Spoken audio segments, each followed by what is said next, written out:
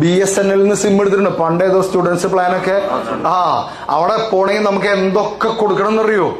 നമ്മൾ ഫോൺ വിളിക്കുന്നുള്ളതിന്റെ തെളിവ്, നമ്മൾക്ക് സംസാരിക്കാൻ കഴിയുന്നുള്ളൊരു തെളിവ്. പണ്ട് കടപ്പുറത്ത് ജീവിക്കുന്ന ആരോ വല വാങ്ങാൻ വേണ്ടി ബാങ്കിലേക്ക് ലോണിന് പോയപ്പോ പറഞ്ഞു കടലമ്മയുടെ ഒപ്പ് വേണം, പിന്നെ കടലിൽ ഏറ്റവും കൂടുതൽ മീൻ കിട്ടുന്ന സ്ഥലത്തിന്റെ ഫോട്ടോ, ഇതൊക്കെ കൊടുത്താലേ തരുള്ളൂ. ജിയോയുടെ സിം എങ്ങനെ നമുക്ക് കിട്ടുക? ജിയോന്റെ ഷോറൂമിന്റെ മുമ്പിൽ കൂടെ പോകുമ്പോ